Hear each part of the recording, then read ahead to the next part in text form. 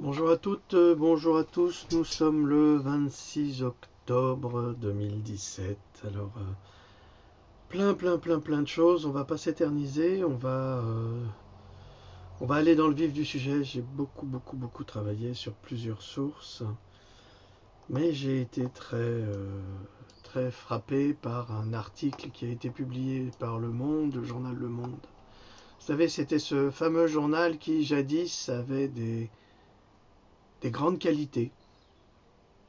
Aujourd'hui, comme il a été racheté par des milliardaires et qu'ils appartiennent à la même clique, ces qualités se perdent. Allez, on va essayer de redresser ce truc-là. Voilà, et elles se perdent terriblement. Je suis désolé de devoir le signaler. J'aurais bien voulu qu'il en soit autrement, mais c'est pas le cas. Alors, je lis dans cet article du Monde .fr publié le 24/10/2017, c'est-à-dire il y a 2 jours, dans la rubrique idées, que l'obligation vaccinale est une idée citoyenne.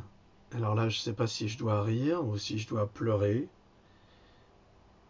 ou si je me demande si le journal Le Monde n'est pas un journal justement de fausses informations, parce que je m'interroge, j'accuse pas là.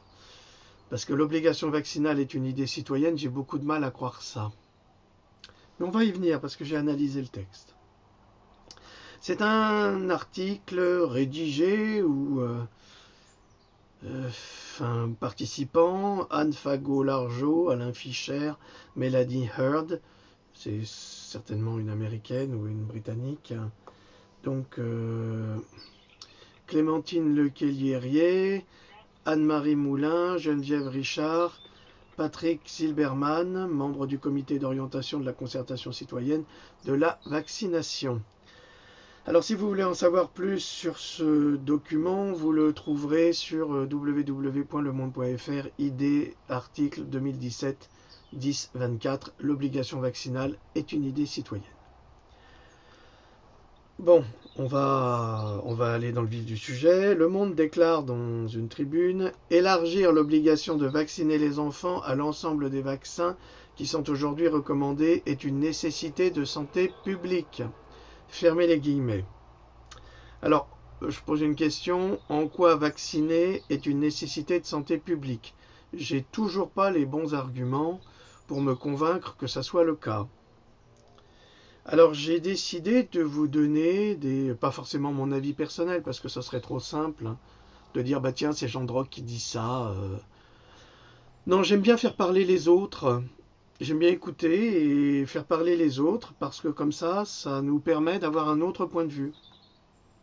Alors David Wolf est un activiste américain qui répond à cette question à sa manière. 43% des enfants américains souffrent de 1 à 20 maladies chroniques. Une étude sur 600 enfants scolarisés de 6 à 12 ans, dont 405 partiellement ou complètement vaccinés, donc c'est une majorité, 3/4, contre 261 enfants non vaccinés, révèle un lien choquant entre vaccination et santé des enfants. Je vous rappelle que ma question est en quoi vacciner est une nécessité de santé publique. Là, nous avons un panel d'enfants de 6 à 12 ans, dont 405 sur 600 sont partiellement ou complètement vaccinés contre 261. Donc on voit que c'est quand même une grande majorité qui sont vaccinés. En comparaison des enfants non vaccinés, les enfants vaccinés présentent 4 fois plus de diagnostics avec un syndrome de spectre autistique, 5 fois plus d'entre eux présentent des troubles d'apprentissage, donc de l'ADHD, 340 fois plus sont diagnostiqués avec des troubles d'ADHD, on y vient, 5,9 fois plus sont diagnostiqués avec des troubles de pneumonie, 3,8 fois plus de troubles de l'oreille interne avec infection, 30 fois plus diagnostiqués avec des rhinites allergiques. Pratiquement la moitié des enfants américains ont des allergies, et comparé à leurs parents, qui eux n'ont pas subi justement ce viol par les vaccins, ce viol obligatoire imposé par l'État à travers les laboratoires, Alors, et comparé à leurs parents qui n'ont pas été vaccinés, ou beaucoup moins, ils ont 4 fois plus de maladies chroniques et ont rarement présenté des problèmes d'ordre pédiatrique dans leur petite enfance. Ça, c'est les parents. En revanche, leurs enfants, eux, développent de l'autisme, de l'ADHD, donc un désordre d'hyperactivité et un déficit d'attention, un diabète de type 1, et le syndrome de la Tourette, ou TOC. Je mets les liens, hein, comme ça vous pourrez savoir ce que c'est. Toutes ces maladies sont à mettre en rapport avec les traitements médicaux modernes, qui sont censés protéger des maladies. Les vaccins sont supposés protéger les enfants de certaines maladies, mais l'étude en question a prouvé que ce n'était pas le cas. Question: parents, croyez-vous vraiment éloigner votre enfant des maladies en le faisant vacciner? C'est une très bonne question. Je vous laisse le soin d'y répondre. Je vous rappelle dans la capsule vidéo que j'ai publiée il y a 2 jours, que Sally Fallon Morell, présidente de la Weston A. Price Foundation aux États-Unis, a déclaré, je la cite, ouvrez les guillemets, la communauté de santé publique, là ça concerne justement ce truc-là, accuse des enfants non vaccinés pour l'épidémie de rougeole de Disneyland de 2015. Mais les maladies pourraient tout aussi facilement être arrivées par contact avec un individu récemment vacciné. La preuve indique que des individus récemment vaccinés devraient être mis en quarantaine pour protéger le public. Donc, président de la Weston A. Price Foundation déclare que des individus récemment vaccinés devraient être mis en quarantaine pour protéger le public. Alors que cette fameuse concertation française, qui ne veut pas dire grand-chose à mon avis, mais qui est juste une manipulation, déclare qu'il faut élargir l'obligation de vacciner les enfants à l'ensemble des vaccins qui sont aujourd'hui recommandés et qui est une nécessité de santé publique. On a des preuves. Là, c'est drôle que dans un pays, on nous affirme une quantité de mensonges qui ne sont jamais discutés, et aux États-Unis, on a toute une contestation officielle par des médecins, des pédiatres, des chercheurs, des professeurs en médecine, des témoins, alors qu'en France, on n'a personne. C'est formidable. Je ne sais pas si ça vous étonne, mais moi, ça me surprend. Je vous rappelle que la Weston A. Price Foundation est une source d'informations précises sur la nutrition et la santé, visant toujours à fournir une validation scientifique sur l'alimentation traditionnelle et la médecine. Donc, comme l'affirme le journal Le Monde, il faut, entre guillemets, élargir l'obligation de vacciner les enfants à l'ensemble des vaccins qui sont aujourd'hui recommandés. On se demande par qui. C'est une nécessité de santé publique. De santé publique, point d'interrogation. Et oui, pour rendre le public absolument malade et en mauvaise santé. Ça, c'est mon avis personnel par rapport à mes années de recherche dans le domaine. Je pousse un peu ma fenêtre, il y a un peu de bruit. C'est que ces gens-là, comme ils disent, me donneraient presque envie d'aller batifoler sur les vastes étendues verdoyantes du pays de Flambie. Non, du pays de Candie. En tendant mon bras pour le HPV, l'autre bras pour le ROR, la jambe gauche pour l'hépatite B et la suivante pour la grippe. Ah, j'oubliais mon cul pour le tétanus, mais où avais-je la tête? Certainement dans celui d'un autre.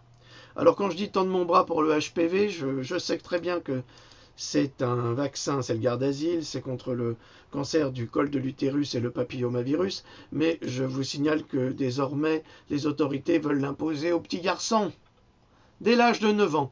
C'est entre autres un des combats, qui est pour moi juste, du professeur Joyeux, qui met en garde les parents en demandant justement à ce qu'ils ne fassent pas le vaccin HPV sur les enfants, pas plus sur les jeunes filles que sur les jeunes garçons. Et que pour les jeunes filles, concernant le cancer du col de l'utérus, un frottis suffit, régulier, pour vérifier s'il n'y a pas d'infection, et ensuite on peut traiter, sans avoir besoin de faire cet épouvantable vaccin, le vaccin, donc le HPV, qui est responsable de très nombreuses victimes dont on ne parle pas dans les médias, c'est sûr. On va cacher la poussière sous le tapis, ça c'est l'habitude du docteur Bazaine. Je reprends donc. Alors, le comité d'orientation de la concertation citoyenne sur la vaccination, mais c'est l'absolu bisounours de la manipulation par le PS. Parce que ça a été fait par Flamby, le génial François Hollande. Bon, génial, entre guillemets, vous avez bien compris.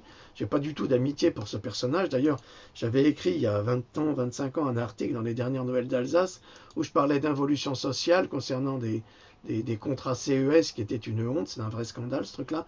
Et il m'avait répondu une réponse parfaitement imbécile qui prouvait que l'homme n'avait rien compris.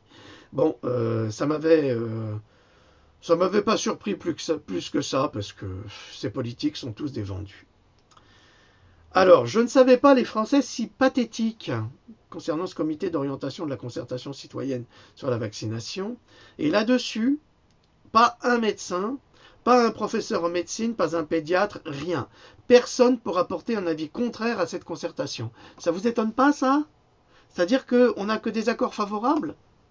Mais moi, ça me ferait peur si tout le monde était d'accord. Bon, c'est juste un exemple, c'est pour montrer qu'en France, tout le monde est d'accord. Bon, je vous signale que les dernières statistiques de l'élection de cet incapable président de Petit Bokassa tendraient à prouver que seuls 6% des Français aient voté pour celui-ci. Ça veut donc dire qu'il y a 94% qui n'ont pas voté pour lui. Alors si c'est dans le même ordre d'idées pour le comité d'orientation de la concertation citoyenne sur la vaccination, je ne suis pas étonné que ça soit passé. Alors aux États-Unis, je vous signale quand même si j'ai l'habitude de critiquer la politique américaine, mais si je critique la politique américaine, je ne critique pas le peuple américain qui est en grande souffrance et qui est très courageux. Aux États-Unis, la chose serait impossible. Une batterie de médecins, soignants, chiropracteurs s'insurge actuellement en créant des programmes vidéo comme Truth About Vaccines ou Vaxxed, pour démontrer scientifiquement les crimes de la vaccination et la manipulation des labos à travers le pouvoir. Alors, en Amérique, c'est possible, mais en France, c'est impossible. En France, on doit se soumettre à l'autorité et fermer sa gueule. C'est comme ça que ça se passe en France. Et surtout, chez le Petit Bokassa. C'est absolument extraordinaire. Tout le monde en France est d'accord pour affirmer que les vaccins sont nécessaires, et surtout l'État et la ministre Bazaine. Mais à l'étranger, les scientifiques les remettent en question. Et très sérieusement. Alors nécessaire, oui, c'est sûr, les vaccins sont nécessaires. Mais pour qui? Pour les enfants, je ne crois pas. Non, vraiment, je ne crois pas du tout. En tous les cas, pas comme ils sont conçus aujourd'hui. En revanche, ils sont tout à fait nécessaires pour les laboratoires et pour que leurs dirigeants s'achètent une nouvelle peau. Mais où est passé l'esprit français? Mais c'est vrai, je m'interroge toujours, je me dis, mais c'est pas possible. On a des ministres incultes, on a des députés. Alors là, les nouveaux députés En Marche, ils ont pris les plus mauvais de partout. Mais alors, ils ont été chercher, mais je le sais, je connais quelqu'un là. La bonne femme, elle était commerçante, femme de ménage, et je ne sais quoi. Elle est députée Macron. Non, mais attendez. Ou l'autre affreuse bonne femme là, qui a été interdite de gérer une entreprise et qui va donner des leçons aux Français parce qu'ils râlent, parce qu'on leur a retiré 5 euros sur leurs allocations. Mais 5 euros, madame, c'est énorme pour des gens qui ont très peu d'argent. Ça ne vous concerne pas, c'est sûr, vous coulez les boîtes et vous êtes incapable de gestion. Mais vous êtes capable de l'ouvrir, mais alors en gros, là, comme une énorme grenouille, un énorme crapaud, là, qui veut se faire plus grosse qu'un bœuf, pour dire des conneries aussi considérables. Donc, je reprends. Alors oui, les vaccins sont nécessaires pour les laboratoires et pour que leurs dirigeants s'achètent une nouvelle peau. Mais où est passé l'esprit français, celui de la contradiction, le bel esprit, l'intelligence? Serait-il parvenu à supprimer l'intelligence? C'est certain. Mais j'aime à me souvenir de grandes choses qui sont pourtant si petites. Et là, je vais vous faire une citation qui m'a beaucoup amusé cette nuit quand je l'ai lue. Une marchande se trouvant au château de Versailles, c'était au XVIIIe siècle, s'approcha trop près de la cour. La dauphine se chargea une duchesse de sa suite de l'en débarrasser. Du genre, allez duchesse, allez me débarrasser de cette importune. Madame, dit la duchesse en s'adressant à la femme, pouvez-vous me dire quel est l'oiseau le plus sujet à être cocu? Madame, c'est le duc, répondit la marchande. Donc vous savez bien que le duc, c'est un oiseau, hein. Grand-duc, petit-duc, voilà. Alors vous voyez, même dans le temps, les simples marchandes sans éducation avaient de l'esprit. Aujourd'hui, on hurle, on insulte, on est grossier, on dit n'importe quoi, on crache son venin comme un sale gosse sans éducation. On a perdu son esprit avec sa conscience. Mais je vous en prie, mais redevenez français, redevenez cultivés, reprenez des livres anciens, je sais pas moi. Donc ça a été publié, parce qu'il faut quand même que je cite mes références, dans ce merveilleux petit livre. Ça vaut 4 € à peine dans les bouquineries d'occasion. Enfin, bref, c'est rien, ça vous coûte rien. Et puis ça vous fait plaisir, ça vous grandit à chaque fois un petit peu quand vous apprenez quelque chose que vous ne savez pas. Je vous signale, bon je sais, il y a les gens qui me critiquent et qui disent « Pourquoi est-ce que vous publiez sur Amazon ?» Mais parce que j'ai pas envie d'être censuré. Et que je suis libre de publier ce que je veux sur Amazon. Et qu'ils vendent mon livre. Je gagne pas beaucoup bien sûr, mais j'en gagnerai certainement plus qu'avec un éditeur qui me censurera. Donc c'est pour ça que vous parvenez à avoir des informations qui sont si précises. Eh bien, sur Amazon, vous pouvez consulter en e-book pour 1 € et quelques, mais des œuvres complètes de nombreux auteurs, français, russes, anglais, américains. C'est extraordinaire cette bibliothèque. Elle est là, elle attend que vous. Au lieu de regarder la télé, cultivez-vous, redevenez intelligent, redonnez de la force à votre esprit, faites de la musique. Je ne sais pas, mais développez votre cerveau, au lieu de rester comme ça, béat, devant les matchs de foot, ou je ne sais quoi, ou les discours imbéciles d'un petit bocassa, qui passe son temps à mentir et à dire des imbécilités, des sornettes à travers la voix de son amoureux de service Castaner. Mais c'est épouvantable, épouvantable. On vit dans une France de la déliquescence. Encore un mot compliqué peut-être, non. À votre santé, j'avais prévu.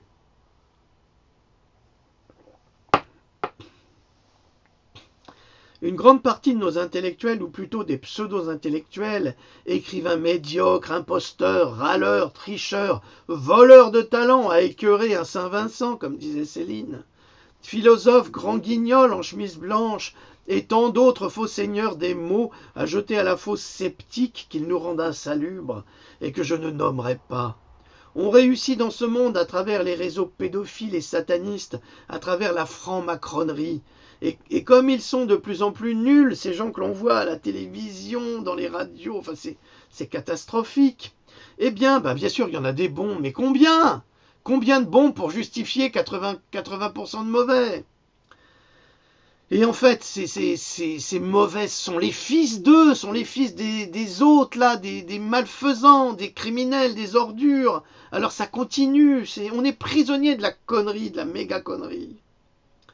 Et comme ils sont de plus en plus nuls, eh bien nous héritons des tartans pions sur un échiquier de sable mouvant. Ah Céline, Louis-Ferdinand Céline, lisez-le, quoi qu'on en dise. Et c'est pas parce qu'on lit Céline qu'on est antisémite. Il faut arrêter, mais ces discours de crétins. Mais ça, faut arrêter.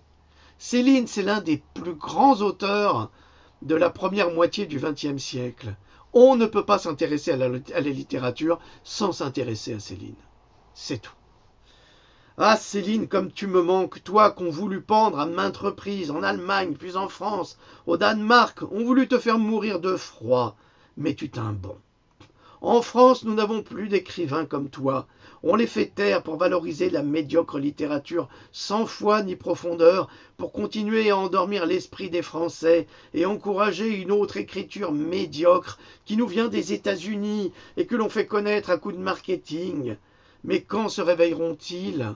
Ah oui, alors là, les nuances de grès, là, les petits bourgeois, vous sautez dessus, hein. Mais merde, lisez Sade, dans ce cas-là, si ça vous excite. C'est pas possible. Sade, ok, c'est du sadisme, c'est vrai, mais au moins quand il écrit ces choses monstrueuses, il les écrit avec un talent extraordinaire. On a de la littérature, on a du vocabulaire, on a de l'esprit. Tiens, on a de l'esprit, parce que dans les nuances de grès, vous avez de l'esprit peut-être. Non mais vous me faites pisser de rire, hein.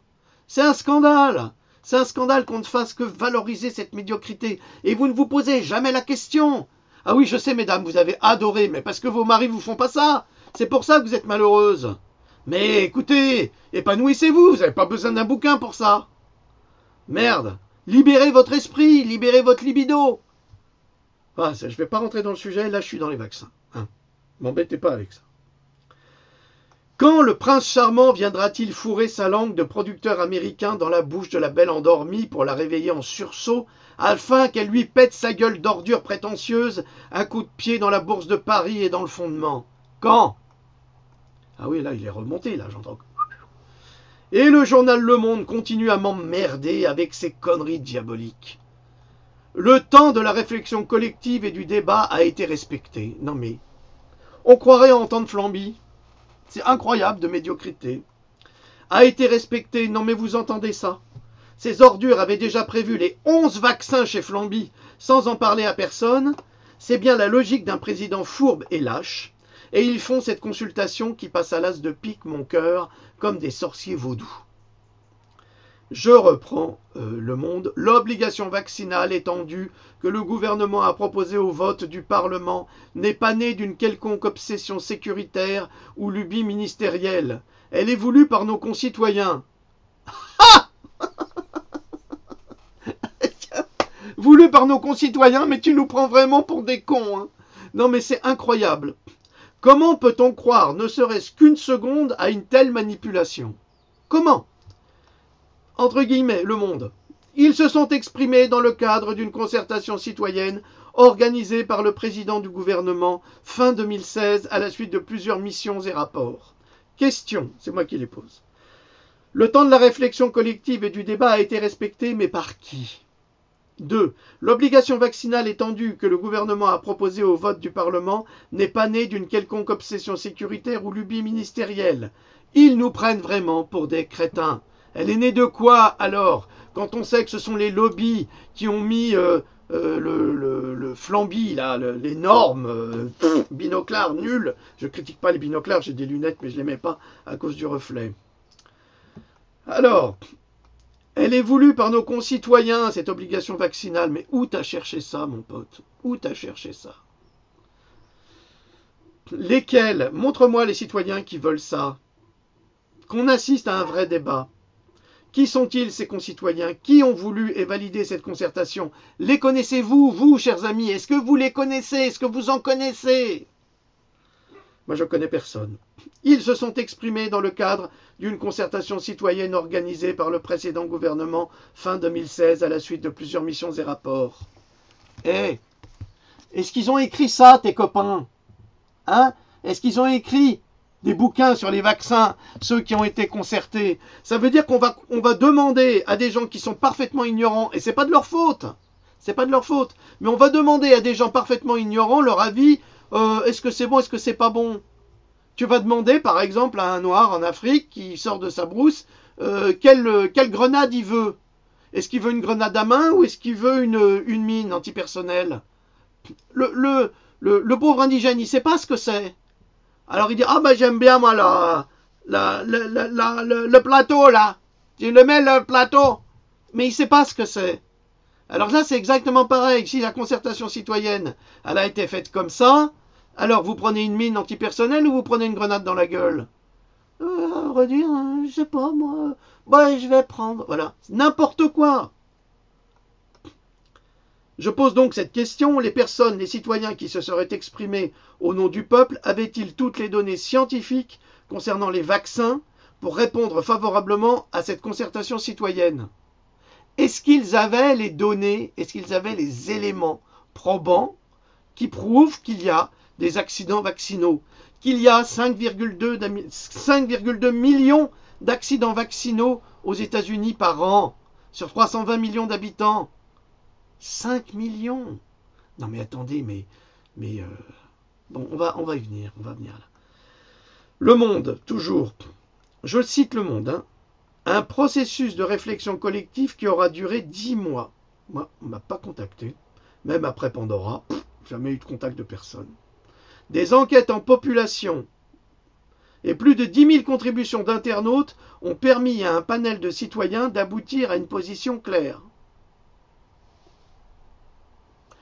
Claire pour qui? On dirait que ça arrange vraiment une seule direction. Lorsque la pédagogie et l'incitation ne produisent pas les effets attendus pour protéger le bien commun, l'obligation peut être un outil pertinent. Alors, non seulement ils disent qu'ils ont consulté les gens et que c'était bien, mais qu'ils laissent quand même sous-entendre que l'obligation peut être un outil pertinent. Ça veut dire que on va vous forcer, messieurs, dames, à vous faire vacciner. Il n'y a pas de raison. Ce n'est pas vous qui décidez. Alors, j'aimerais savoir quelles enquêtes ont été menées. Est-ce que vous, citoyens, vous avez été informés? Peut-être, je ne sais pas. Et comment avez-vous été informés? Parce que s'ils disent qu'ils ont informé, ils ont peut-être informé comme ça, en laissant entendre qu'en fait, on n'avait vraiment pas besoin de nous. À nouveau, les personnes qui ont été enquêtées ont-elles été informées des dangers de la vaccination et de ses effets secondaires? Et ça, je l'ai déjà dit à plusieurs reprises. Quand un gynécologue, madame, quand vous amenez votre fille de 13 ans, 12 ans, ou quand elle a été réglée pour la première fois chez votre gynéco, quand votre gynéco vous dit « Ah, il faudrait lui faire le papillomavirus, le HPV, le Gardasil ou le Cervarix », quand il vous dit ça, est-ce qu'il vous donne toute la liste d'effets secondaires? Comme quoi votre enfant peut faire une encéphalite, comme quoi elle peut faire un coma profond et ne pas se réveiller, comme quoi elle peut devenir paralysée, infirme à vie, comme quoi elle peut développer myofascite à macrophage, et encore ça c'est gentil, mais elle peut développer une quantité d'autres pathologies qui vont ruiner sa vie. Est-ce que le gynéco vous dit ça? Ben, j'ai jamais vu un gynéco dire ça. Pour ma grande, là, on n'a jamais entendu un gynéco dire ça. Jamais.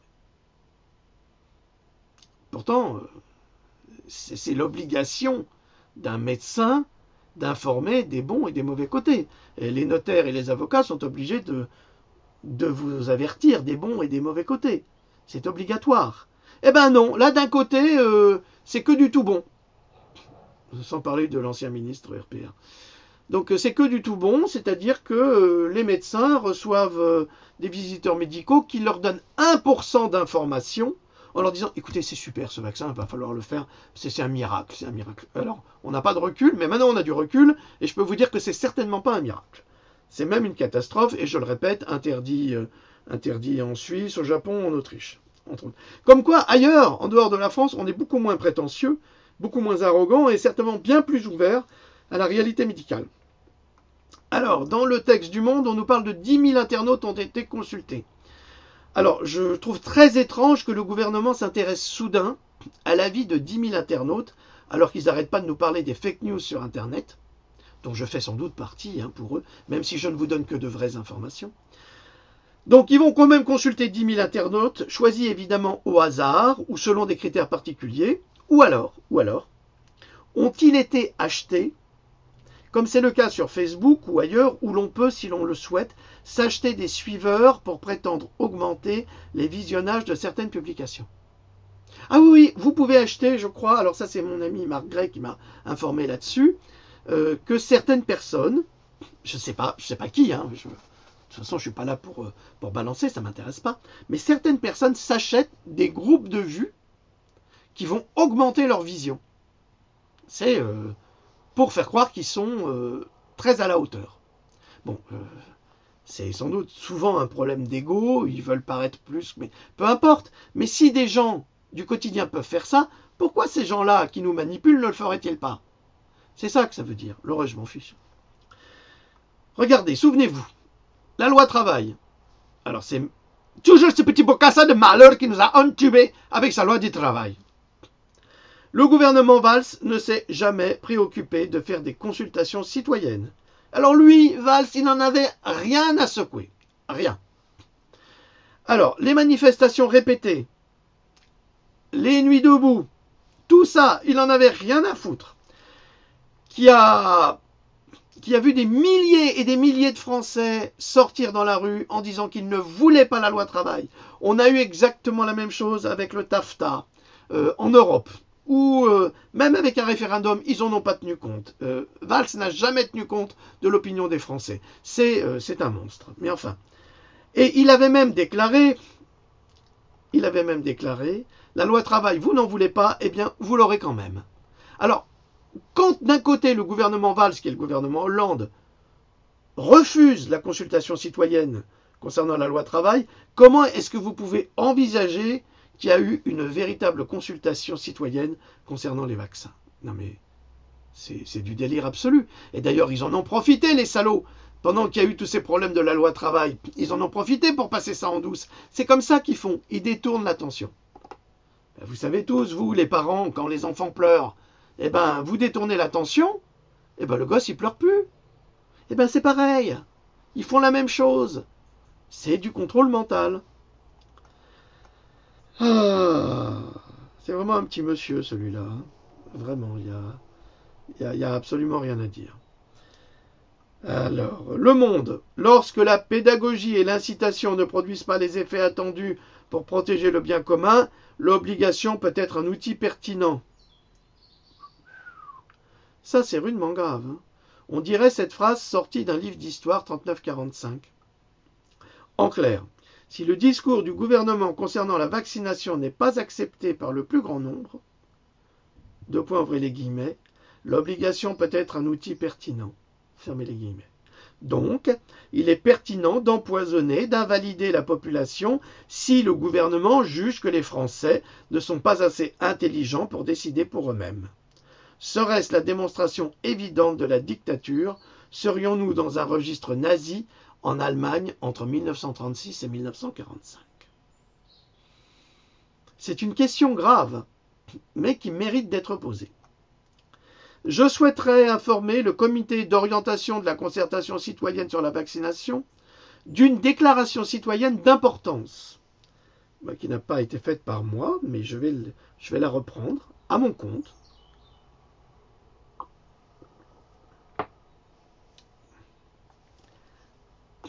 J'ai lu ça dans un article hier soir, un article américain, comme d'habitude, parce qu'en France, la presse, pour vous informer, c'est caquette, il n'y a rien du tout concernant les vaccins, en dehors de vous faire paniquer et de vous dire qu'il faut mettre les enfants non vaccinés en prison, ainsi que leurs parents, parce que c'est eux les coupables.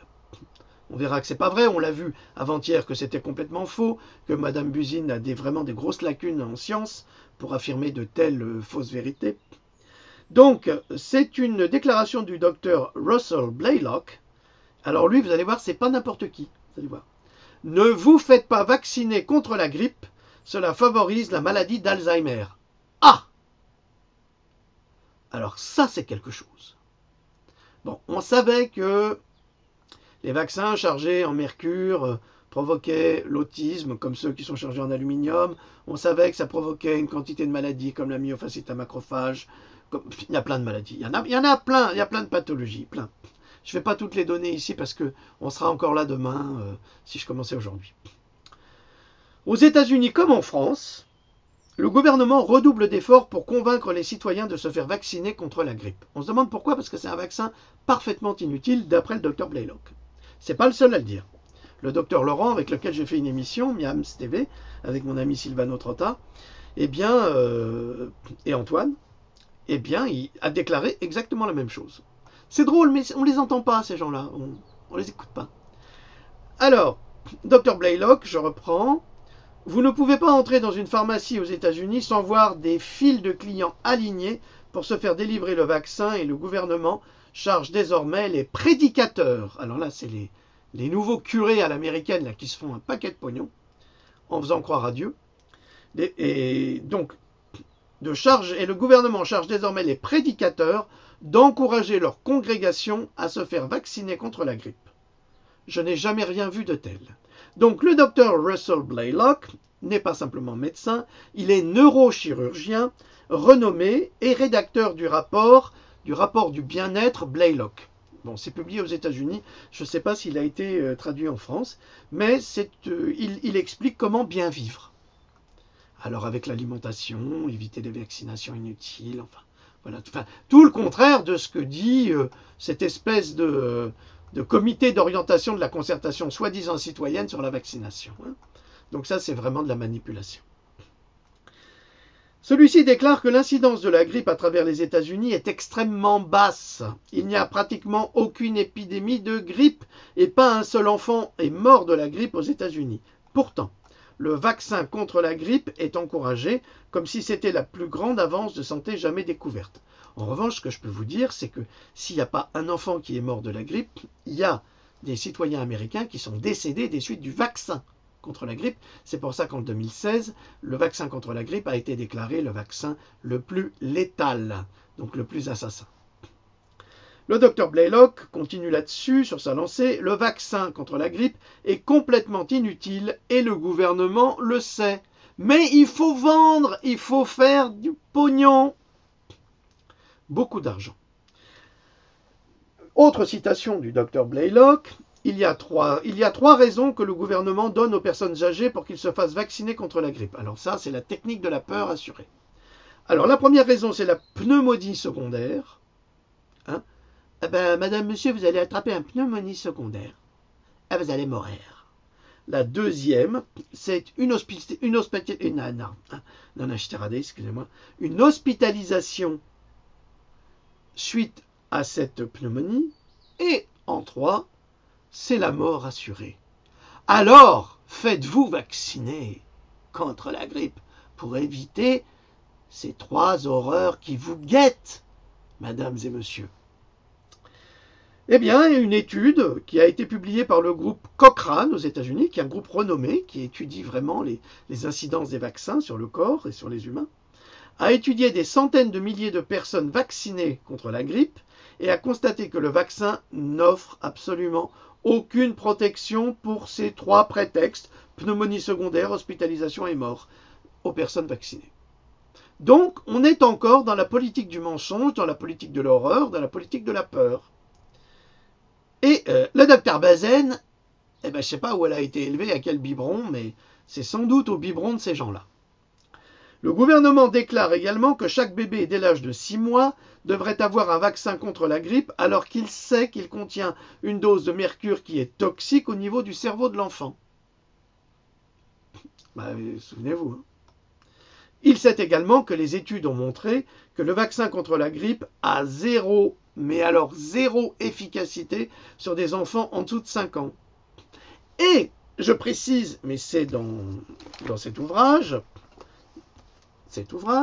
qu'en Angleterre en 2016, disponible sur Amazon, exclusivement sur Amazon, je le répète parce que j'ai des gens qui m'écrivent en disant qu'ils ne les trouvent pas. Oui, c'est normal, vous ne le trouverez que sur Amazon.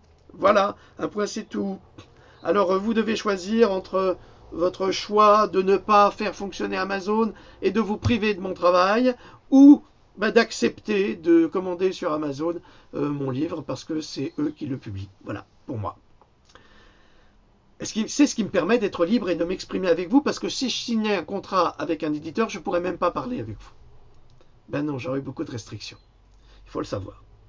Donc, il faut savoir également qu'en Angleterre, en 2016, le vaccin qui a été administré à des enfants a créé plus de 130 000 cas de seizure en anglais, de crise d'épilepsie chez les enfants, à tel point que le ministère de la Santé a demandé à ne plus vacciner les enfants en dessous de 7 ans. Voilà, c'est intéressant ça aussi. C'est dans mon bouquin. La conclusion, nous allons y venir, de la part du docteur Blaylock, le nombre considérable de personnes qui obtiennent le vaccin contre la grippe ne profiteront d'aucun avantage. Mais ils obtiendront tous les risques et les complications qui accompagnent le vaccin. Les vaccins contre la grippe contiennent du mercure sous la forme de thimerosal, le thimerosal ou thiomérosal ou mérasol ou thiomérasol, enfin bref, il y a plusieurs noms, on cache comme ça la vérité. C'est de l'éthylmercure, une neurotoxine cérébrale qui s'accumule dans le cerveau et dans d'autres organes du corps. Le mercure s'accumule dans le cerveau pour toute la vie. C'est votre compagnon de marche. C'est pour ça que vous avez plein de problèmes de santé. Parce que le mercure a tendance à paralyser les organes, le fonctionnement des organes. Donc, et ça, c'est le mercure s'accumule dans le cerveau pour toute la vie, affirme le docteur Blaylock. Neurochirurgien, je vous le rappelle, c'est pas moi qui le dis. Ça a quand même un peu plus de valeur que ce que pourrait dire Madame Buzyn, hein, je sais pas. En tous les cas, moi, je crois que ça en a plus.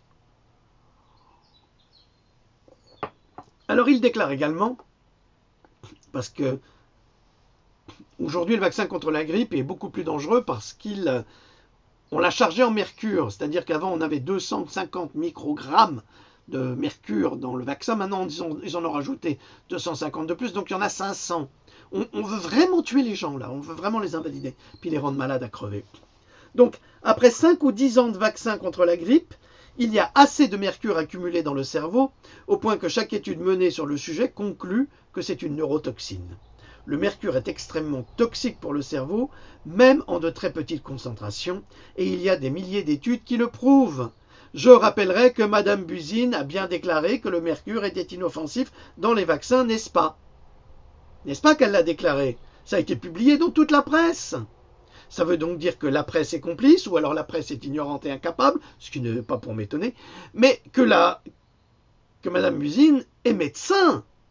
Elle est médecin, et que des milliers d'études prouvent la toxicité du mercure dans les vaccins. Et là, il dit, après 5 ou 10 ans de vaccins contre la grippe, mais il n'y a pas que les vaccins contre la grippe qui ont du mercure, il y en a plein. Donc vous imaginez que cette quantité absolue de mercure cause des dommages cérébraux considérables. Mais pas pour le docteur Buzyn qui est vraiment un bon médecin.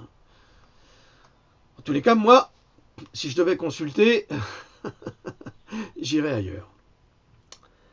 Alors, qu'allons-nous bien pouvoir faire de vous, docteur Bazaine, Madame Bazaine? Les changements que nous observons dans le cerveau sont associés aux maladies neurodégénératives comme Parkinson et Alzheimer, et ils sont tous facilement produits par le mercure à ces doses. Et moi, je crois qu'il va falloir que les citoyens se sortent les doigts de vous savez où pour attaquer ces ordures qui veulent nous assassiner, parce que là, c'est gros comme une maison, mais plus c'est gros, mais ça, c'était les nazis qui disaient ça, c'était Goebbels, hein. Plus le mensonge est gros, plus il passe. Ça, c'est ça. Et ils sont tous complices. C'est vraiment de l'ordurerie, ça. Alors, qui c'est qui avait déclaré « Vos enfants ne rentreront pas à l'école s'ils ne sont pas vaccinés » C'est toujours le docteur Buzyn, me semble-t-il. Ça veut donc dire qu'elle veut forcer les citoyens à faire vacciner leurs enfants avec du mercure et de l'aluminium. Mais c'est criminel. C'est criminel. C'est de la complicité de crimes contre l'humanité. Et elle disait, les enfants pourront porter plainte contre leurs parents s'ils développent une pathologie prétendument protégée par la vaccination. Non mais attends, c'est plus débile que ça, mais tu meurs. Attendez, mais ces gens-là, ils ont des diplômes, puis ils sont ministres. Mais vous avez choisi ça, vous? Mais c'est à la Bastille! À la Bastille, tous ces gens-là! Dommage, il n'y en a plus. Est-ce le comité des citoyens français qui a décidé d'imposer ces obligations là que nous impose là, la ministre, qui change d'avis comme de chemise? Alors, à force de lire l'article du Monde avec un tel lavage de cerveau, on aurait presque envie de les croire, ces assassins en bande organisée. Alors, j'ai été surpris, on va passer à autre chose, mais enfin c'est assez proche, par une déclaration de Nicolas Hulot le 24 octobre 2017. Vous savez, il avait son cocard, là, il a dû se faire taper par un reptilien, on lui dit « Tu vas fermer ta gueule ». Non, c'est la porte de cuisine là, qui lui est rentrée dans l'œil. Alors il disait ça à propos du glyphosate. Je m'en fous, c'est pas mon problème ce qui se passe chez M. Hulot. Dès que l'on touche à la santé, pour une fois qu'il dit une chose vraie et intéressante, hein, enfin du moins je respecte particulièrement cette citation. Pas toute, mais parce qu'il est plein de contradictions, le monsieur. Dès que l'on touche à la santé, il faut faire le moins de compromis possible. Il faut faire les choses dans un climat de rationalité. Les convergences d'éléments et d'informations tentent à prouver que cette molécule, le glyphosate, n'est pas innocente sur l'environnement et sur la santé. Voilà, ça c'est un engagement intelligent, pour une fois, et là-dessus je le respecte et je le suis. Alors vous pouvez trouver cette citation sur www.publicsenat.fr, article politique glyphosate, première réaction de Nicolas Hulot à la décision européenne. Voilà. Donc pour une fois là, mais ça ne changera pas grand-chose, parce que de toute façon Monsanto a dans la poche tous les députés européens et compagnie, donc ils sont tous corrompus. C'est terrible ça. Il y en a peut-être un ou deux qui ne le sont pas. Il y avait Philippe de Villiers, qui lui a montré qu'il n'était pas. Peu importe le bord politique, je m'en fiche, c'est pas ça. Là, on parle de citoyenneté. Alors, si c'est valable, si ce doute est valable pour les pesticides, pourquoi ne serait-il pas valable pour la vaccination? Je vous pose la question. Parce que d'un côté c'est oui, d'un côté c'est non. C'est-à-dire que c'est un gouvernement de fantoches, hein, c'est vraiment des guignols. Hein. Alors, un autre article extrêmement intéressant. Alors celui-là, il a été rédigé par des vrais scientifiques, hein, vraiment des mecs. C'est très compliqué à comprendre, c'est pour ça que j'ai pas voulu le reprendre tel quel, parce que il faut quand même avoir des bases scientifiques, médicales, pour pouvoir faire de la vulgarisation. En revanche, la vaccination est sans risque vraiment, publié le 23 octobre 2017 sur http://, mais tous les liens sont sur YouTube, hippocrateepindar.fr. Vous verrez, c'est vraiment passionnant comme article. J'ai pris beaucoup de plaisir à le lire, parce que ça confirme vraiment tout ce qu'on dit. Alors, les conclusions des auteurs, il y en a 3, qui sont importantes. Des réactions auto-immunes nuisibles peuvent accompagner les vaccinations préventives et thérapeutiques. C'est ce que nous disons tout le temps. Les réactions croisées entre les antigènes vaccinaux et les protéines humaines peuvent être à la base des réactions auto-immunes nocives, ce qui est très vrai. Là, vraiment, j'ai bu du petit lait parce que j'avais écrit des articles sur le sujet et je vous ai fait 1 ou 2 conférences où j'ai parlé de ça. L'utilisation de peptides uniques aux agents pathogènes et absentes dans les protéines humaines peut conduire à des vaccins sûrs et efficaces. Donc ce qui est dit, c'est qu'il ne faut pas mélanger les torchons et les serviettes. Or, dans un vaccin, on met tout et n'importe quoi. Alors qu'attendent-ils pour faire ces vaccins sûrs et efficaces, puisque là, ce groupe de scientifiques est capable de prouver que l'on peut le faire. Mais évidemment, les labos ne veulent pas, ça ne les intéresse pas, parce que l'objectif des labos, ce n'est pas de soigner, mais c'est de pratiquer une dépopulation. Alors maintenant, on va passer à la dernière partie. Je sais, c'est un peu long, mais tout est, comprenez, on ne peut pas parler d'un sujet, il faut parler de tous ces sujets et les réunir. Le 12 mars 2015, Mike Adams, mon grand copain, de Health Ranger, publiait un long article sur la vicieuse guerre de la culture des vaccins est désormais menée contre les Américains intelligents, informés, qui cherchent à protéger leurs enfants des effets secondaires mortels des vaccins. C'est ce qui se passe maintenant. Alors on avait 10 ans de retard par rapport aux Amerlocs, maintenant ça commence à se réduire parce que comme les laboratoires français ont été achetés par les laboratoires américains dans les années 80, donc on est complètement prisonnier de ces gens-là, de ces gens malfaisants, des satanistes et des monstres. C'est des monstres, c'est des assassins ces gens-là. Alors je précise qu'en France, ce débat c'est exactement la même chose. Voici un article critique important et lourdement renseigné par Barbara Loe Fisher du National Vaccine Information Center que nous publions aujourd'hui. Je mettrai le lien. Bon, évidemment, c'est un article en anglais. Hein. Il faut aussi que vous y mettiez un petit peu, hein, parce que sinon vous allez vivre dans l'obscurantisme le plus total. Et la chose est tout à fait possible. J'ai mon ami Christophe qui est graphiste à Strasbourg, qui ne parlait pas anglais, il a appris l'anglais sur Internet, il a pris des cours avec des profs en visioconférence, et maintenant, mon ami parle et lit l'anglais couramment. Donc il adore lire en anglais. Donc si lui, il a pu le faire, ça ne veut pas dire qu'il est bête, pas du tout. C'est un garçon extrêmement intelligent. D'ailleurs, vous allez le contacter, lui faire un peu de pub. Christophe Nutoni à Strasbourg, excellent graphiste, beaucoup de talent. Il y a beaucoup de graphistes, à Strasbourg d'ailleurs, qui ont beaucoup de talent parce que nous avons 2 écoles, les arts plastiques et la fac des arts plastiques et l'école des arts décoratifs, qui ont fait dans certains domaines seulement des gens extrêmement compétents. Dans certains domaines seulement. Hein, parce que dans d'autres, c'est lourd. Hein. Alors, comme cet article le révèle, la guerre des vaccins prenant place en Amérique est aujourd'hui en réalité une guerre de culture, poursuivi par les agents les plus irrationnels et intellectuellement malhonnêtes de Big Pharma, des blogueurs et des journalistes qui sortent de nulle part, développent une propagande contraire à la vérité scientifique. Nous avons exactement la même chose. Ça a été publié par Le Monde, ça a été publié par Mediapart. Monsanto achète des agents qui vont critiquer toutes les personnes qui vont oser critiquer les produits Monsanto et Monsanto. Donc c'est vraiment une organisation du mal.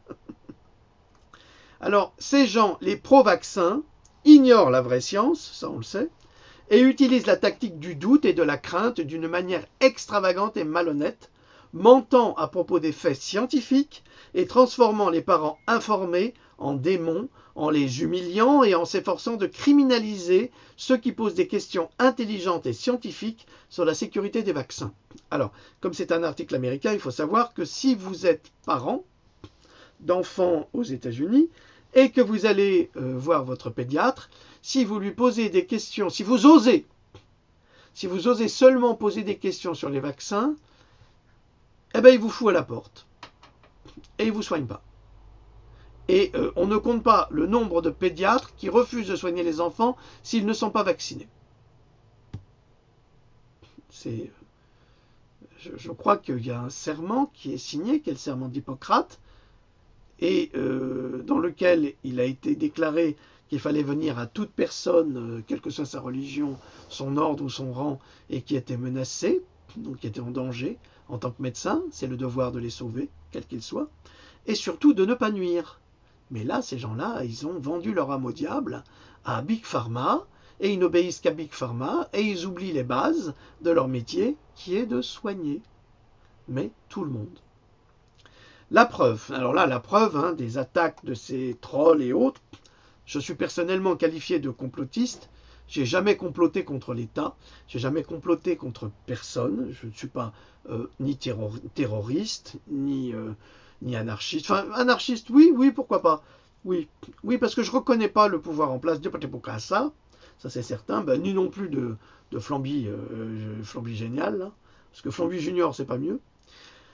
Donc je suis qualifié de complotiste par ceux qui assassinent nos enfants, parce qu'ils les assassinent, des gens qui ne lisent pas mes recherches et qui me jugent sans me connaître. En fait, ils le savent très bien, mais ne veulent pas le faire savoir. Les enjeux économiques sont bien trop importants, vous le verrez à la fin de cette chronique. Alors, pourquoi me laisse-t-il parler? C'est là où vous vous interrogez. Eh bien, parce qu'un pouvoir a toujours besoin d'un contre-pouvoir pour développer une politique de mensonge et détruire notre réputation d'une manière ou d'une autre. Alors ils peuvent faire tout et n'importe quoi. Ils peuvent assassiner vos proches en disant que c'est vous qui les avez assassinés. Ils peuvent trafiquer votre voiture, ce qui a été le cas de mon ami Marc Gray, qui a, par accident comme ça, il a des pneus qui ont crevé. Donc ils peuvent faire toutes les pires choses, vous empoisonner chez vous, enfin, vous faire avoir des crises cardiaques. Bon là, il n'y a pas de risque, j'ai un cœur, c'est une horloge. Donc là-dessus, ça ne marchera pas. Donc ils peuvent faire tout et n'importe quoi pour vous détruire et vous ruiner. Ils ont tous les pouvoirs de le faire. Et après, ils disent, ah ben, il a eu un accident. Il est tombé dans l'escalier, il a sauté par la fenêtre. Ah, je ne suis pas suicidaire, je vous assure.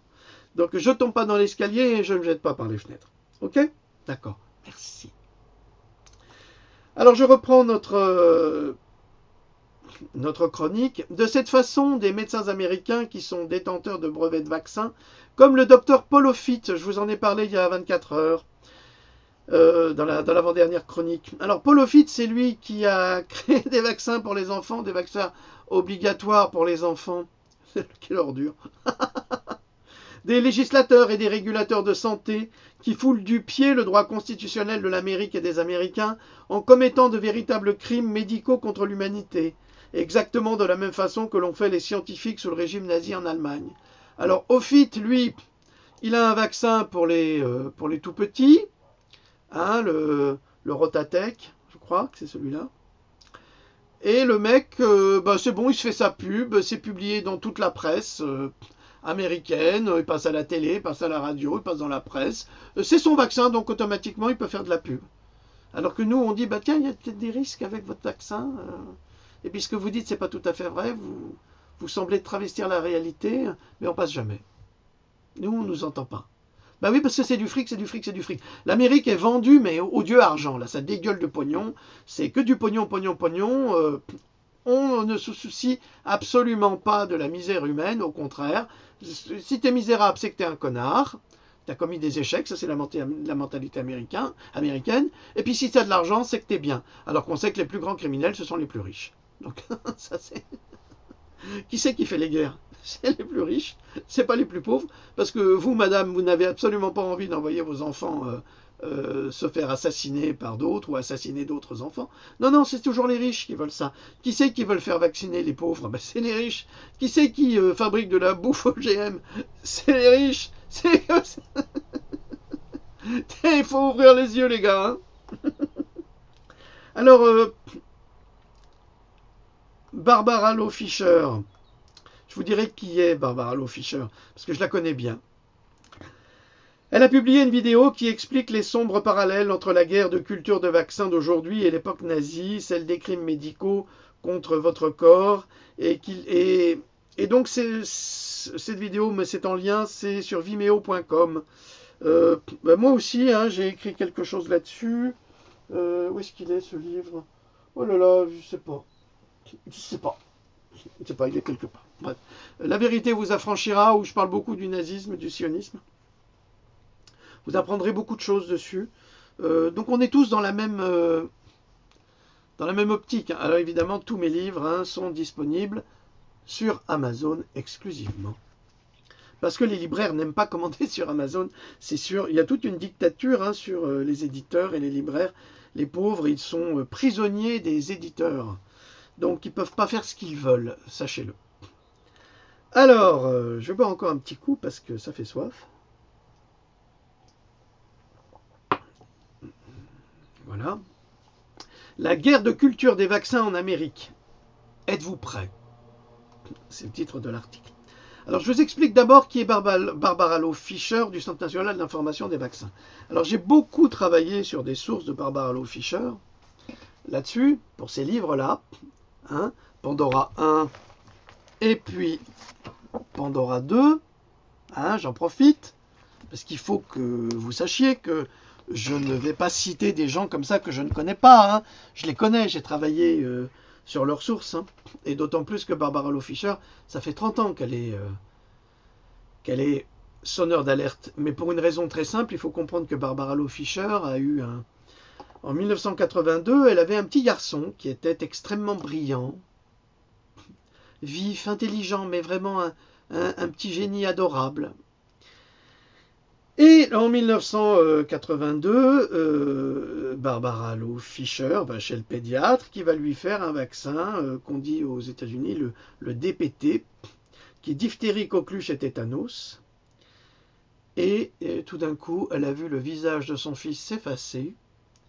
Et cet enfant est devenu instantanément, au bout de quelques heures, autiste. Depuis, il est autiste. Il ne parle plus d'interaction, plus rien. Le gosse a achevé sa petite vie d'enfant humain pour passer dans une autre dimension, loin de sa maman, de son papa, de sa vie, à lui. Donc ce vaccin a ruiné sa vie, et donc Barbara Loe Fisher a décidé de monter un centre national d'information sur les vaccins aux États-Unis, qui est une œuvre de bienfaisance à but non lucratif, bien sûr, qu'elle a cofondé avec des parents d'enfants victimes. Depuis 3 décennies, elle a organisé un mouvement national, populaire et une campagne publique d'information afin d'instituer des réformes de sécurité vaccinale et des protections de consentement éclairées au cœur du système de santé publique. Cette femme est une référence absolue. Tout ce qu'elle dit est pensé et réfléchi. C'est une femme absolument remarquable, d'un courage extraordinaire. Elle a fait des recherches, elle a analysé et elle a publiquement articulé les problèmes majeurs impliquant la science, la politique, la loi, l'éthique et la politique de vaccination pour devenir une des experts de défense des intérêts citoyens les plus performantes du monde. Elle a collaboré à plusieurs livres, évidemment. Elle a été sollicitée pour être une caution morale dans certaines recherches. Donc c'est une personne extrêmement importante, intéressante, et qui sait de quoi elle parle parce qu'elle est victime à travers son petit garçon, qui aujourd'hui a 30 ans, plus de 30 ans, mais qui est complètement handicapé, grâce au vaccin, à cause des vaccins.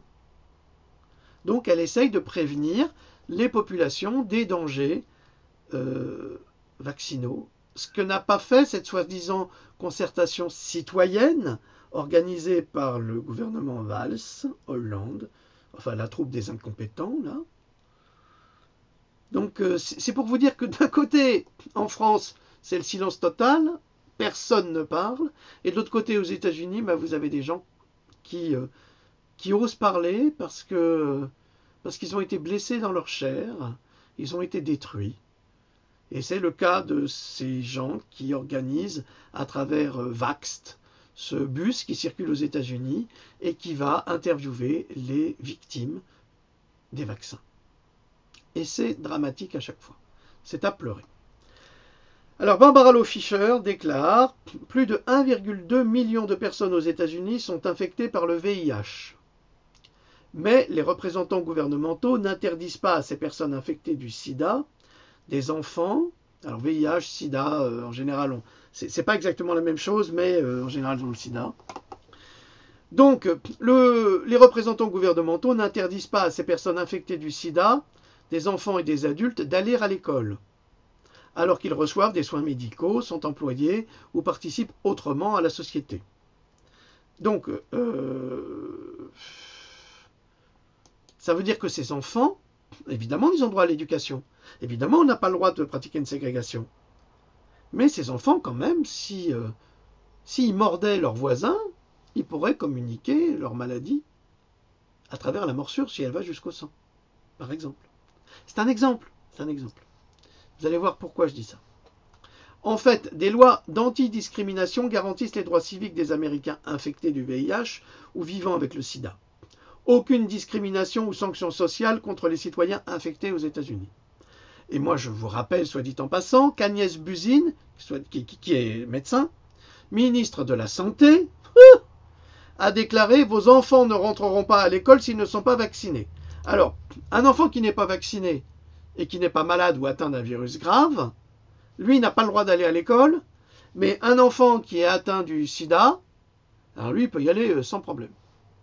Il n'y a pas de problème, c'est open bar. Je ne veux pas interdire quoi que ce soit à personne, c'est juste une comparaison. Pourtant, la plupart de ces enfants ne transportent pas le sida, car un enfant qui est porteur pourrait mordre un de ses camarades et le contaminer. C'est exactement ce que risquent au quotidien les forces de police, les forces de l'ordre, qui doivent gérer des personnes agressives et toxicomanes atteintes du sida. Ah oui, il y en a qui se font mordre, mais sévèrement. Donc un enfant non vacciné ne représente ou ne présente absolument aucun danger. Alors pourquoi lui interdire l'école? Hein, Madame Buzyn? Pourquoi tu lui interdis d'aller à l'école? Parce qu'en fait, en lui interdisant l'école, tu vas dire aux parents, bah oui, vous travaillez, donc il faudra trouver quelqu'un pour garder le môme, hein, c'est ça? Alors les parents vont se dire, oh mais on ne peut pas rester à la maison comme ça, donc on va le faire vacciner. Non mais vous voyez, mais ça c'est de la manipulation criminelle, ça. C'est vraiment des gangsters, ces gens-là. Pas les parents, hein. En 2012, les fonctionnaires de santé publique ont rapporté qu'environ 2 millions de personnes en Amérique sont infectées par le chlamydia, la tuberculose, la syphilis, c'est autre chose, et la blénorragie, et poussent l'évaluation jusqu'à 3 millions d'autres personnes infectées par l'hépatite C, qui elle aussi est très contagieuse par le sang, ou les seringues. Comme ceux qui sont atteints du VIH ou le sida, ces citoyens ne sont pas visés par la discrimination ni les interdits de bénéficier de l'enseignement public ou privé.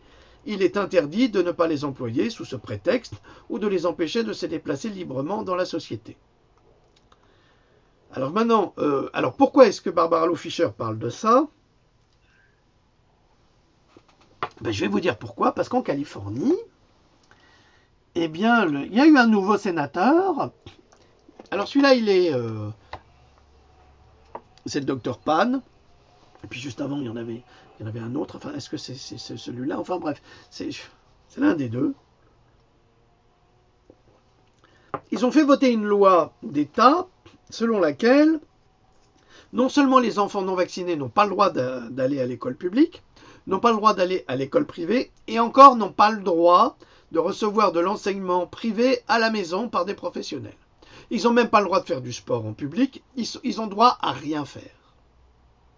Donc ça, c'est les nouvelles lois, et Madame Buzyn, qui est très très intelligente, elle va aller piquer là-bas ce qu'ils appliquent, et qui est absolument scandaleux, parce que d'ailleurs c'est scandaleux, Madame Buzyn, si vous êtes un scandale vivant, parce que ce que vous faites c'est gravissime, je trouve que c'est une honte, surtout que vous n'avez aucune base scientifique pour interdire aux enfants non vaccinés de ne pas aller à l'école, vous n'avez pas le droit de faire cela. Mais vous prenez le droit pour forcer les parents à vacciner leurs enfants, ce qui est scandaleux. Alors maintenant, je vais vous donner un exemple d'aberration, de cette aberration-là. Tiens, mais j'ai du soleil dans l'œil, je vais baisser mon petit volet.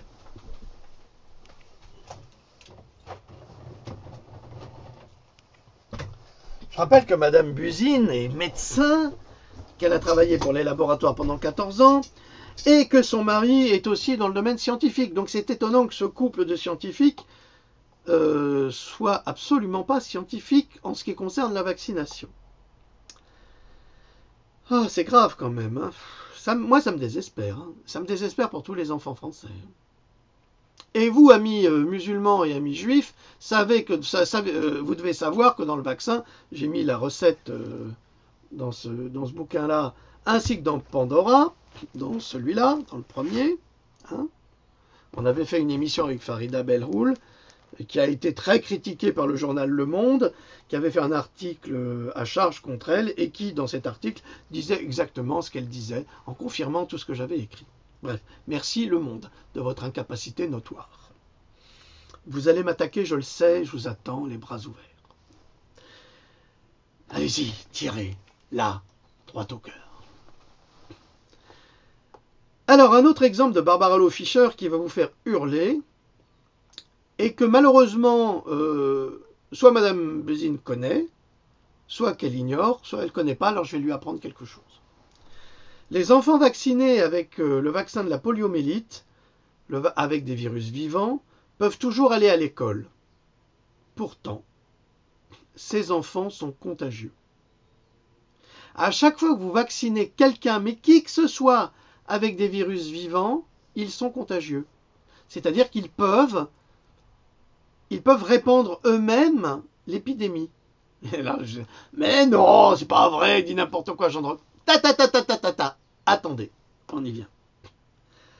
Entre 1963 et 1999, aux États-Unis, les médecins ont donné le vaccin de la poliomyélite orale, vivant, à des millions d'enfants américains sains. Ils n'avaient pas la polio.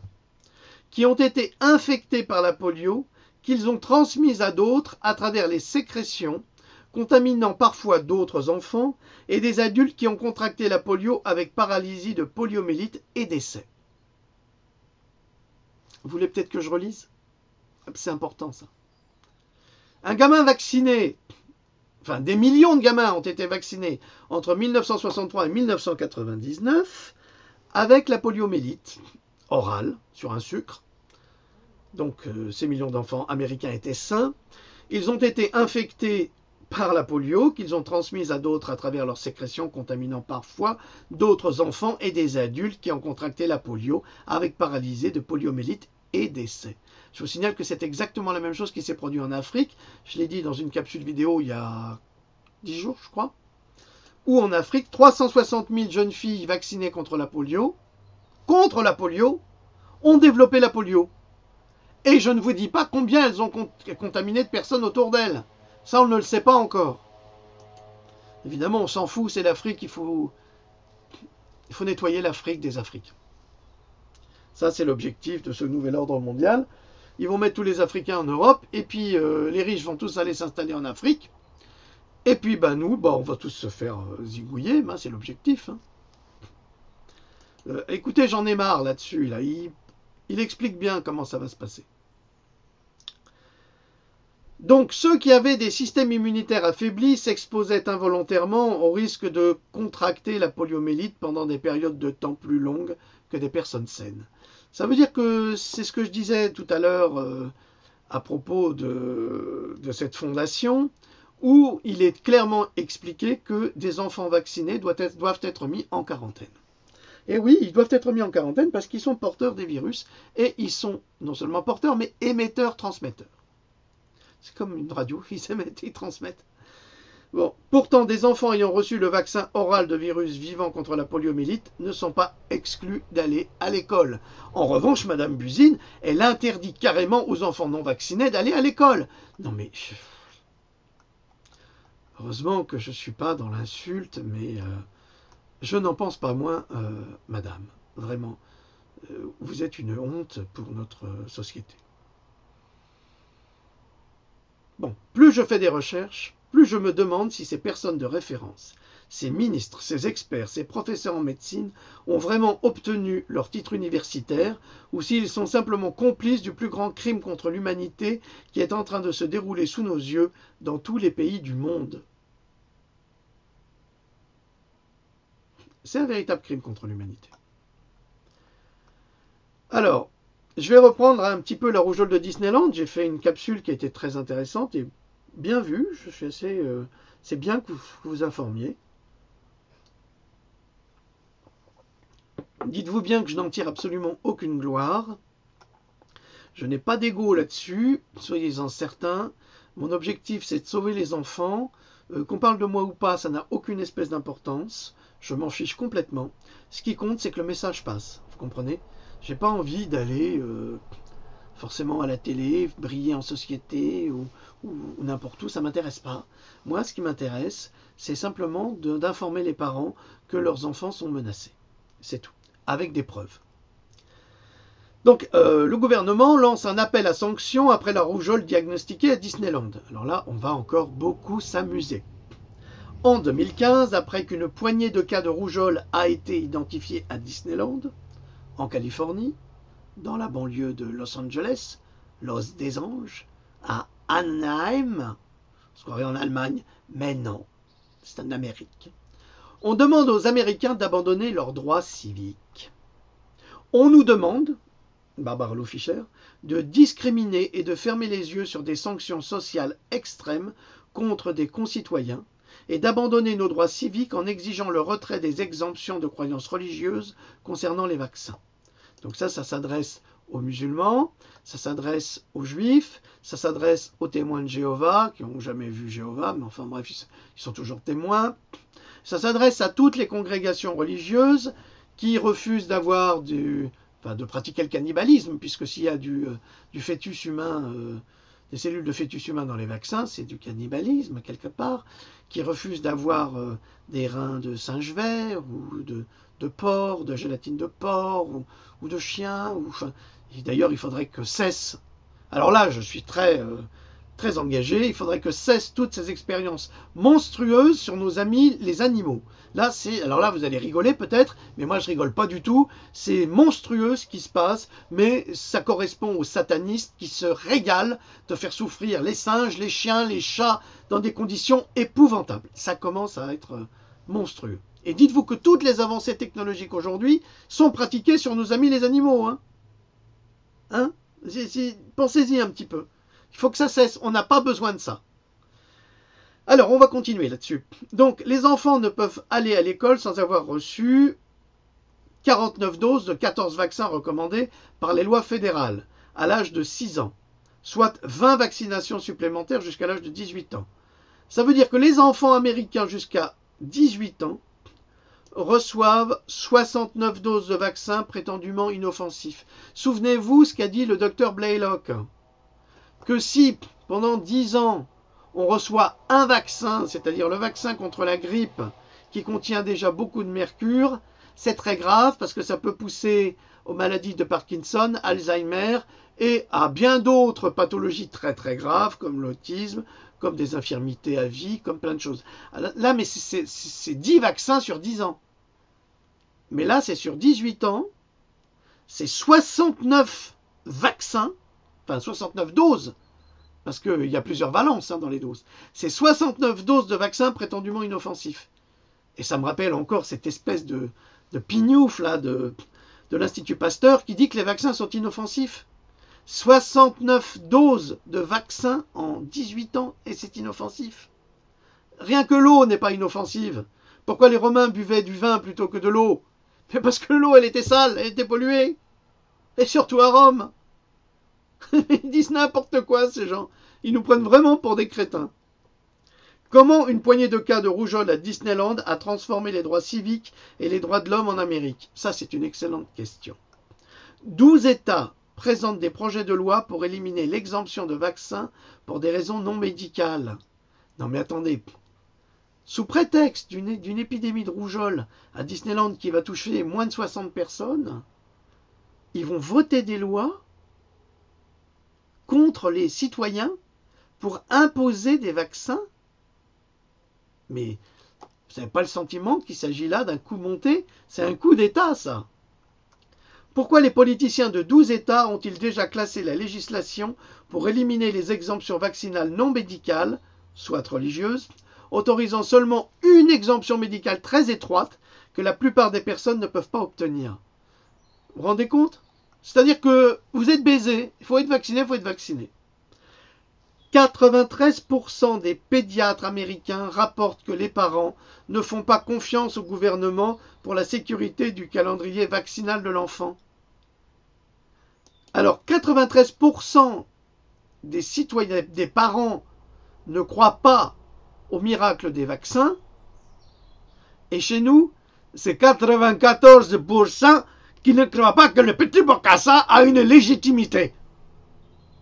Dont j'ai fait partie. Pourquoi nombre de pédiatres refusent-ils de dispenser des soins aux enfants qui n'ont pas obtenu chaque dose de chaque vaccin sur le plan fédéral? C'est non-assistance à personne en danger? Aucune exception et aucune question ne sont demandées? Non.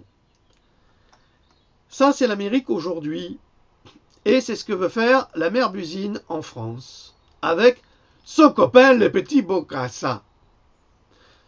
Censure du disque. Et d'ailleurs, elle s'est fait vacciner contre la grippe. Alors là, j'ai été pété de rire. Pété de rire. Parce qu'il faut que vous sachiez qu'il y a des vaccins pour les riches et des vaccins pour les pauvres. En pharmacie, vous trouverez que les vaccins pour les pauvres. Moi, je voudrais bien la vacciner avec le vaccin pour les pauvres, juste pour voir si elle est capable de l'encaisser. C'est-à-dire, après, on va lui faire un autre vaccin pour annuler tout de suite. Mais à vos enfants ou à vos parents, non, non, surtout pas, il faut qu'ils crèvent. Alors, la censure du discours, humiliant, emprisonnement, radiation de l'ordre des médecins. C'est une réalité quotidienne aux États-Unis, qui arrive en France aussi. C'est pour ça que les médecins sont si silencieux chez nous. Bah, regardez le professeur Joyeux, c'est pareil. Hein. Ah, il a ouvert sa gueule, il fallait pas. Il fallait pas, parce qu'il radiait de l'ordre des médecins. Bon, bah, c'est une radiation sommaire. Quoi. Mais pour d'autres médecins, ça peut être très grave. Ça peut avoir des conséquences. Alors déjà, en campagne, c'est le désert médical. Alors vous imaginez bien, les médecins... avec des vaccins, oui, on va les faire, pas de problème. Alors, et pour les parents avec des enfants non vaccinés... Alors, pardon, excusez-moi. Pourquoi ce sont des éditorialistes dans les médias qui appellent à la censure du discours? C'est-à-dire que les éditorialistes, c'est exactement ce qui se passe, appellent à la censure du discours, de notre discours, de mon discours, entre autres. Il n'y a pas que moi, hein. Il y a des chercheurs, il y a des biologistes, hein, comme Michel Georget, il y a plein de gens super géniaux, des scientifiques qui ont écrit justement sur les vaccins, sur la vaccination, et qui disent des choses qui sont tellement justes sur les dangers de la vaccination, mais ils passent très très très rarement à la télévision, ou alors une fois dans un encart. Mais je ne dis pas ça pour passer à la télévision, je vous assure, ça ne m'intéresse pas. Parce qu'ils ne vous laissent jamais parler, et ils ont toujours des arguments contraires, et quand vous répondez, c'est coupé en montage. Donc ça ne m'intéresse pas. La télévision, c'est, comment il s'appelle l'autre là qui fait son émission, Salut les Terriens. C'est pareil, tout est coupé en montage. C'est pour faire du buzz. C'est rien du tout, c'est vraiment que du caca. Bon, et pour les parents avec des enfants non vaccinés, et surtout, alors, pourquoi ce sont des éditorialistes dans les médias qui appellent à la censure du discours? Pour les parents avec des enfants non vaccinés, c'est-à-dire qu'on ne les laisse pas parler. Ils sont condamnés à être pourchassés et ils sont identifiés publiquement. C'est-à-dire que l'Amérique, c'est vraiment le 4e Reich. Alors, vous n'avez pas fait vacciner votre enfant, il vous montre du doigt, il vous donne votre nom, il donne votre nom aux autres, il donne votre adresse, exactement comme pour les pédophiles. Vous devenez un criminel avec toute cette propagande de mensonges. Vous êtes poursuivis en justice, comme des criminels, emprisonnés parfois même. Là, une maman qui avait refusé de vacciner ses enfants dans un État aux États-Unis a été emprisonnée. Ben oui. Et les médecins qui critiquent la sécurité des vaccins se font radier de l'ordre des médecins. C'est super. C'est vraiment le 4e Reich et c'est ce qu'ils veulent instaurer. C'est exactement ce que veut faire le petit Bokassa en modifiant la Constitution. Je vous encourage à lire Victor Hugo. Lisez Victor Hugo, vous apprendrez beaucoup de choses. Napoléon le Petit, tout est dedans. C'est extraordinaire comme c'est incapable, va copier le modèle de Napoléon III. C'est extraordinaire. Il fait exactement la même chose. Je lui rappelle qu'il a dû quitter le pouvoir rapidement. Alors, tout ça, c'est un coup d'état des laboratoires. C'est les laboratoires qui dirigent le monde. Alors, à Disneyland, le patient contaminant n'a jamais été retrouvé. Mais, on ne sait pas qui a contaminé avec la rougeole les cas de Disneyland, les 52 cas de Disneyland. Mais, on sait que c'est quelqu'un qui n'a pas été vacciné. Mais dans ce cas-là, si c'est quelqu'un qui n'a pas été vacciné, qui a contaminé des gens vaccinés, ça veut dire qu'en fait, le vaccin contre la rougeole, le ROR, ne fonctionne pas du tout. Et comme je l'ai dit dans ma précédente capsule, je l'ai prouvé, il ne fonctionne pas du tout. Mais il est imposé. Alors tout a commencé en janvier 2015, après que 320 millions d'Américains venaient de finir de fêter la nouvelle année. Et les fonctionnaires de santé se sont réveillés, ils ont dit d'abord on va laisser passer les fêtes, en Californie, et ils ont annoncé que 9 visiteurs de Disneyland ont été infectés par la rougeole. Alors j'ai fait le pourcentage, 9 sur 320 millions, ça fait 0,000002812%. Alors c'est 7 zéros et 2812%. 0, ça veut dire que c'est insignifiant. Mais vraiment, c'est plus insignifiant que ça, tu meurs, ma parole. De la population américaine. 2 semaines plus tard, le nombre total de cas de rougeole était de 51, soit 0,00001593%. Encore un peu moins insignifiant, c'est-à-dire que là, il n'y a que 4 zéros, avant il y en avait 7. Et ça de la population américaine. Mais aucun médecin ou personnel de santé publique dans le pays n'a identifié le criminel, le patient zéro, le fameux patient qui a infecté ces 0,0001593% sur 320 millions. C'est à pisser de rire, ça. Les scientifiques, là, les statisticiens, mais ils doivent hurler. Ce qui n'a pas empêché la presse mainstream, les journaux, de proclamer qu'une personne non vaccinée ayant la rougeole a gâté le royaume magique de Disney. Et que la rougeole envahit l'Amérique à cause d'une baisse de vaccination. Mickey et Minnie ont attrapé la rougeole.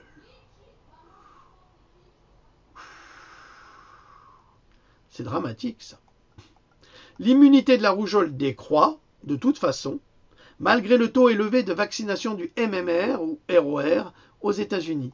C'est-à-dire que plus on vaccine contre la rougeole, mais ça je l'ai dit dans ce bouquin, c'est écrit, c'est même l'OMS qui l'a dit dans les années 50. Regardez bien, sur Amazon, comme d'habitude. Je suis désolé, je suis obligé de faire ça. Pour financer mes recherches, j'ai pas le choix. Donc,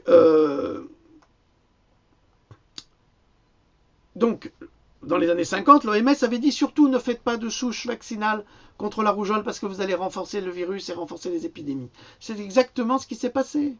Et c'est exactement ce qui se passe aux États-Unis actuellement, à tel point que le docteur Polland, qui alors lui c'est le busine, l'hyper-busine des États-Unis, qui a déclaré que même quand on vaccinait 2 fois avec le ROR pour le MMR contre la rougeole, eh ben des personnes contractaient la rougeole et en mouraient. Alors la question de savoir, c'est est-ce qu'ils meurent de la rougeole ou de la batterie de vaccins qu'on leur fait? À chaque fois. Mais c'est pas parce qu'on en met plus du vaccin que c'est plus garanti. Je l'ai expliqué dans mon avant-dernière vidéo. Il n'est pas considéré que la science démontre, je dis bien, il n'est pas considéré que la science démontre, Barbara Loe-Fisher, c'est ça, que l'immunité du vaccin contre la rougeole n'est pas perpétuelle et décroît contre l'immunité du vaccin anti-coqueluche qui est provisoire, et qu'il est illogique de mettre toute la responsabilité de la rougeole de Disneyland sur 1,8% d'enfants allant à l'école avec des exemptions vaccinales, quand 95% des enfants des jardins d'enfants, à partir des jardins d'enfants, sont vaccinés 2 fois avec le ROR, alors que seulement 1% d'enfants sous l'âge de 3 ans est non vacciné. Non mais est-ce que vous vous rendez compte? Il y a 1% d'enfants sous l'âge de 3 ans qui est non vacciné, et ils stigmatisent les enfants non vaccinés. Ça veut dire qu'il y a 99% d'enfants qui sont vaccinés. Et c'est eux qui attrapent la rougeole, et c'est eux qui diffusent la rougeole, et c'est eux qu'on devrait mettre en quarantaine. Mais non, alors on va accuser les enfants non vaccinés. Non mais c'est du délire absolu, hein. Donc je vais passer sur ce détail-là parce que c'était vraiment compliqué. Alors il y a une véritable chasse aux sorcières qui est menée par des médecins contre les familles. Vous allez voir, ça va venir aussi. Hein. On ne peut pas complètement faire confiance à nos médecins en France, hein, parce qu'ils travaillent pour la Sécu, ils travaillent pour Big Pharma, ils sont payés par Big Pharma, et puis ils sont formés surtout par Big Pharma. C'est surtout ça. La pensée raisonnable est le premier accident, c'est-à-dire que avoir une pensée raisonnable, c'est déjà une première erreur dans cet équivalent du 21e siècle, d'une chasse aux sorcières du 17e siècle. C'est-à-dire que quand vous avez une pensée raisonnable, comme moi par exemple, qui doute, eh ben c'est déjà un crime. C'est-à-dire que parce que vous doutez, qu'est-ce qu'on va faire de vous? On va vous mettre sur le bûcher. Il n'y a pas de raison. On n'a pas le droit de douter. Et donc, c'est mené par des médecins qui travaillent pour le gouvernement, l'industrie, le monde universitaire et les médias qui en ont par-dessus la tête d'avoir des parents qui leur posent des questions sur les risques vaccinaux et leurs échecs, auxquels ils ne peuvent pas répondre. Alors comme ils n'ont aucune réponse par rapport à ça, ils virent les patients en disant c'est plus la peine de revenir chez moi. Or, il y a des lois aux États-Unis qui forcent les parents à consulter les pédiatres. Mais si les pédiatres refusent de les voir parce qu'ils posent des questions, comment ils font les parents? Finalement, on va leur retirer leur enfant, et puis on va le mettre dans les mains des assistantes sociales, qui elles vont les mettre dans les mains de ces mêmes pédiatres, qui vont les vacciner de force, malgré le refus des parents. C'est merveilleux, non? Le monde de Disneyland est merveilleux. Alors, aidés par des conglomérats de communication, c'est-à-dire la presse, le média mainstream, Le Monde par exemple, je ne sais pas, tous les journaux qui sont subventionnés par l'État, enfin tout ce qui passe à la télévision. Ils agitent pieusement le drapeau de la science et appellent des parents en les qualifiant d'antisociaux, c'est-à-dire que les parents qui ne veulent pas vacciner pour des raisons scientifiques, parce que nous sommes des vaccinosceptiques, eh bien, ils les appellent antisociaux, et comme je vous l'ai dit, on va leur retirer leur gamin. Mais ils ignorent complètement les parents qui ont des enfants invalidés par les vaccins et qui témoignent que leurs enfants vaccinés et que leurs enfants vaccinés ne sont désormais plus normaux et en très mauvaise santé. Certaines des attaques les plus vicieuses ont été menées sur des familles choisissant consciencieusement de rester en bonne santé, en choisissant elles-mêmes un chemin de soins différent, et sur des médecins se souciant et travaillant avec des médecins se souciant davantage des familles dont les enfants sont non vaccinés ou reçoivent moins de vaccins imposés sur le calendrier vaccinal obligatoire. Donc il existe quand même quelques familles qui arrivent à s'en sortir grâce à des médecins, des vrais médecins, qui voient l'intérêt du patient avant l'intérêt de leur pratique. Parce que comme je vous l'ai dit dans une capsule, les pédiatres qui vaccinent peuvent gagner jusqu'à 1 million de dollars par an qui leur sont reversés par les mutuelles s'ils vaccinent complètement les enfants. Alors si ça, c'est pas une organisation de la destruction, franchement, je ne sais pas ce que c'est, je ne sais pas ce qu'il vous faut. La guerre culturelle contre la liberté, les valeurs et les croyances, ça c'est très important. Comme le signale le docteur Blaylock, l'État charge les prédicateurs de convaincre les citoyens américains de se faire vacciner. Non mais attendez, c'est quand même extraordinaire. On est contre la religion, on est contre le Christ, on veut favoriser l'islam à toutes les sauces, alors que j'ai rien contre l'islam, c'est pas ça le problème, mais on est quand même une nation judéo-chrétienne, il faut quand même pas l'oublier, et depuis 2000 ans, malgré tout. Et donc on a vécu en harmonie avec nos amis musulmans, et maintenant il faut tout supprimer, il faut retirer les Christ des hôpitaux, il faut supprimer les églises. Je suis désolé, ce sont des œuvres admirables, on ne peut pas faire ça. Donc on doit effacer toute notre culture, c'est pas possible. Attends, si moi je vais en Arabie Saoudite et je vais dire, je vais effacer toute ta culture, je te mets tout le désert partout, tu ne seras pas d'accord. Ah non, tu ne seras pas d'accord. Tu ne seras pas d'accord. Donc il faut que les uns et les autres se respectent. Mais alors là, l'État va demander aux prédicateurs religieux de convaincre leurs ouailles. Donc, et ceux-ci répondent favorablement à l'État, en posant la question à leurs ouailles, aveuglés par la parole du marketing divin, parce que aux États-Unis, Jésus c'est du pognon quand même. Que ferait Jésus de la rougeole? Dieu veut vacciner vos enfants. Alors, eux qui sont devant le prédicateur, ah ben t'as raison, Dieu va vacciner nos enfants, donc on va vacciner. Je ne crois pas que Dieu veuille vacciner qui que ce soit. Vraiment, je ne crois pas. Peut-être qu'il voudrait vous vacciner contre la connerie pour vous permettre de vous éveiller à une spiritualité qui vous permettrait de le retrouver vraiment. Peut-être que oui, ça, il accepterait peut-être. La presse mainstream américaine est devenue le bras armé des laboratoires. La guerre des vaccins est véritablement une guerre de culture et d'atteinte sur les libertés, les valeurs et les croyances qui ont longtemps défini que nous étions une nation, déclare Barbara Loe Fisher. Comment peut-on lutter contre cette presse de manipulation et qu'adviendra-t-il de la nation américaine au XXIe siècle? Point d'interrogation. À ce rythme, le marché des vaccins rapportera en 2025 100 milliards de dollars. Voilà, je n'ai pas tout traduit parce que c'est un article extrêmement long, mais dites-vous que quand une entreprise gagne 100 milliards de dollars au détriment de la santé du monde, il faudrait peut-être, mais ça c'est en 2025, mais c'est dans pas longtemps, on est en 2017, c'est demain. Eh bien moi je serais inquiet. Alors, nous vivons une époque formidable. Mon Dieu, je suis dans l'ombre, ça fait vampire. Allez, je vous dis salut, c'était très long aujourd'hui, je le sais, je suis désolé. Eh bien, à plus tard.